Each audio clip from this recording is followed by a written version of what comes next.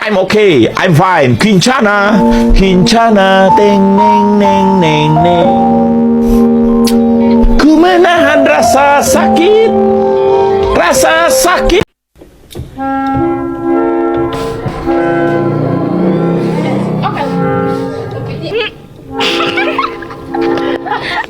Assalamualaikum warahmatullahi wabarakatuh.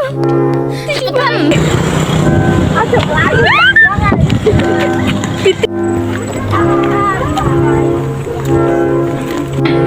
Adila. Halo guys, Few moments later. You're always on my mind. That's how much I care. I can't think of a time that you weren't there. I know that I'd be lying if I didn't want you here. 'Cause baby, I'm in love and why can't you just Halo, perkenalkan nama saya Alfajrina Ramadhani, kelas 9D nomor 4. Saya sebagai moderator 1. Halo guys, perkenalkan nama saya Nur Ariska dari kelas 9D nomor absen 14 sebagai moderator 2. Perkenalkan, saya Aliana Fadila dari kelas 9D nomor absen 5. Saya di sini sebagai moderator ketiga. Halo, nama saya Siti dari kelas 9D nomor absen 21 tugas sebagai kameramen. Perkenalkan, nama saya Fiana Ramadhani, saya dari kelas 9D nomor absen 02 dan saya bertugas sebagai kameramen.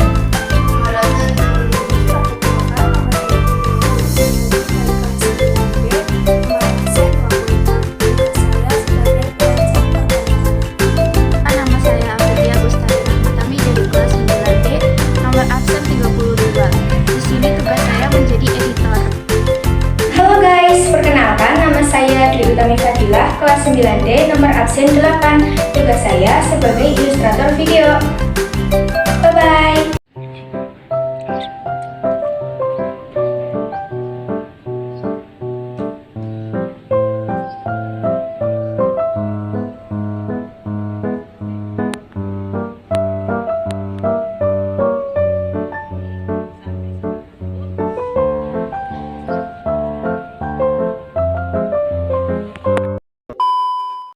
Assalamualaikum warahmatullahi wabarakatuh.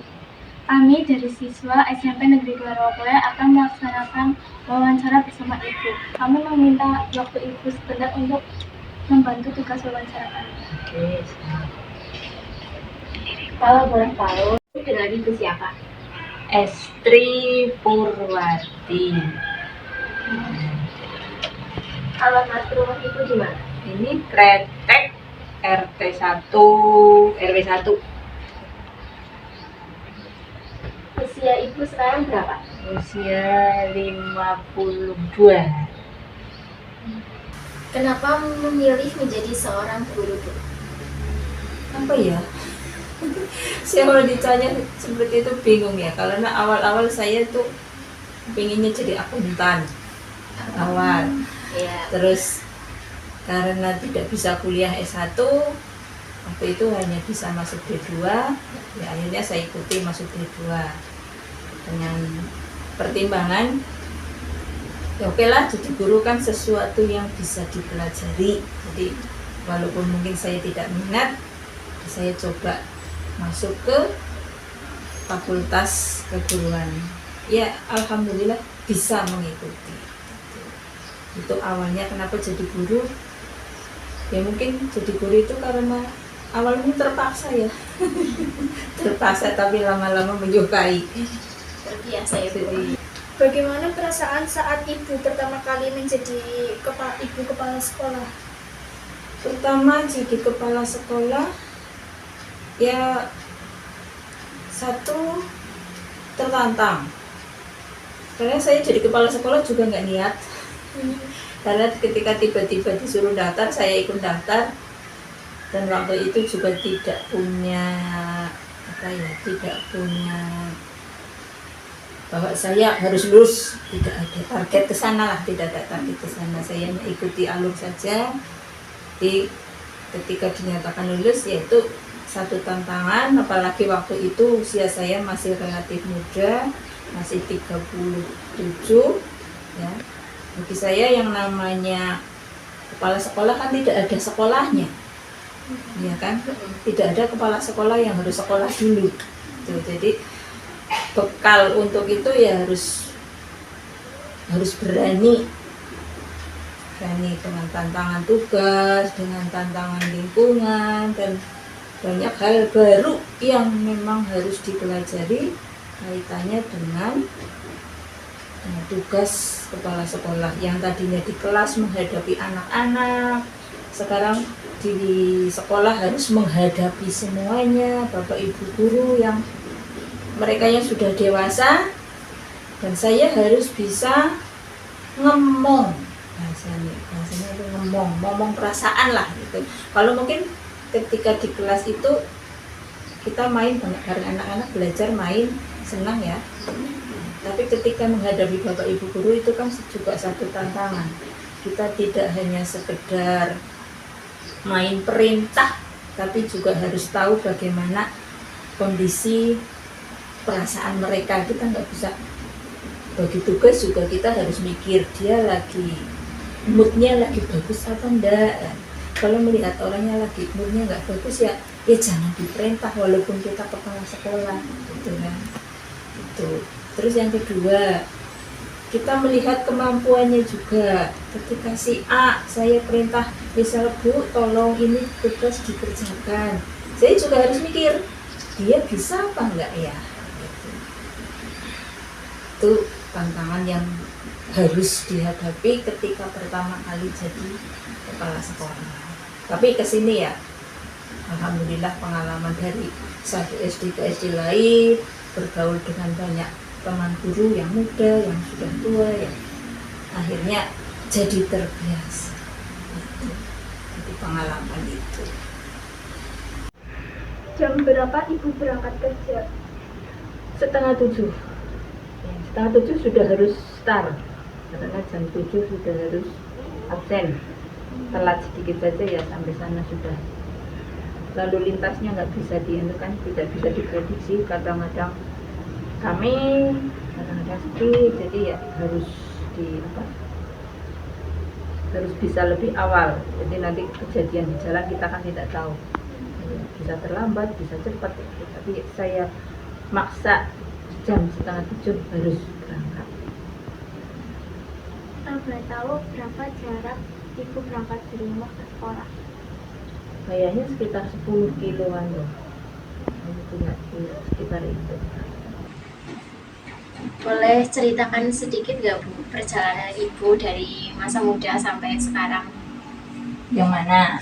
Yang proses menjadi guru itu. Proses menjadi guru itu tadi ya, dari awal saya itu tamatan SMA, bukan SPG. Saya tamat SMA, terus kuliah D2 PGSD. D2 PGSD waktu itu di Kebumen, karena di Kebumen ada UNS yang khusus PGSD. Kebetulan di Kebumen jadi dekat. Lulus tahun 90, D2-nya tahun 9. SMA-nya 90, D2-nya 94. Terus S1 tahun 2007 sampai 2010. S1-nya di UT. Kemudian S2-nya di Jogja. Ya, tahun 2012 selesai. Dan itu sudah kerja semuanya. Saya kuliah sudah mulai S1 sudah kerja, S2 juga sudah kerja. Jadi kuliah sambil kerja gitu. Ya karena memang sudah terlanjur jadi guru ya, sudah sudah terjun langsung jadi guru. Jadi mau tidak mau kita harus meningkatkan kapasitas kemampuan kita. Jadi guru ya mau tidak mau ya harus meningkatkan kemampuan kita. Tidak hanya selesai jadi guru sudah selesai tidak belajar lagi, tidak seperti itu. Jadi sampai sekarang pun walaupun kita sudah tua, sudah sering sekolah, yang namanya belajar tetap harus kita utamakan. Karena apalagi sekarang yang namanya kurikulum berganti terus kan. Kurikulum itu berganti hampir setiap 10 tahun sekali itu ganti kurikulum. Jadi ya, kita harus belajar. Tidak bisa berhenti hanya sudahlah saya sampai di sini saja.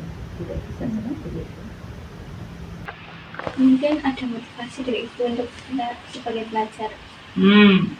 Motivasi buat kalian. Iya. 1. Belajar yang baik. Bapak ibumu sudah bekerja keras menyekolahkan kamu, ya. Mereka tidak meminta balasan apapun, mereka hanya ingin melihat kamu sukses jadi anak yang baik. Yang kedua, jaga pergaulan. Ya, jaga pergaulan. Sekarang zamannya seperti ini, kamu sudah tahu sendiri ya, yang namanya pergaulan sudah seperti apa, apalagi lewat TikTok. Kamu yang sudah pada berjilbab, teruskan jilbabnya lebih baik lagi. Ya mungkin tidak usah banyak tidak bisa panjang banget ya nggak apa-apa, tapi yang penting tertutup. Nah, kalian perempuan harus bisa jaga diri, jaga kehormatan kita sebagai perempuan. Yang ketiga, terus belajar. Belajar tidak harus di sekolah. Dimanapun bisa kamu cari pengalaman, jadikan itu bekal hidup. Ya, karena kamu tidak mungkin akan selalu bersama bapak ibu, ya kan? Iya. Suatu saat nanti pasti kamu harus pergi dari rumah. Iya. Nah, sekolah ijazah itu istilahnya gopacul. Nah, itu yang akan jadi senjata kamu untuk hidup di rantau orang nanti. Yang terakhir, jangan pernah tinggalkan sholat. Apapun kondisinya, jangan pernah tinggalkan sholat. Itu motivasinya itu. Ya, terima kasih Bu. Ya. Ya mungkin itu Bu. Terima kasih atas waktu yang Ibu berikan kepada kami. Mohon maaf bila ada tutur kata yang kurang berkenan di hati. Sama-sama. Mohon dimaafkan. Wassalamualaikum warahmatullahi wabarakatuh. Waalaikumsalam warahmatullahi wabarakatuh. Are you down for this? If you're in the mood, we can take it.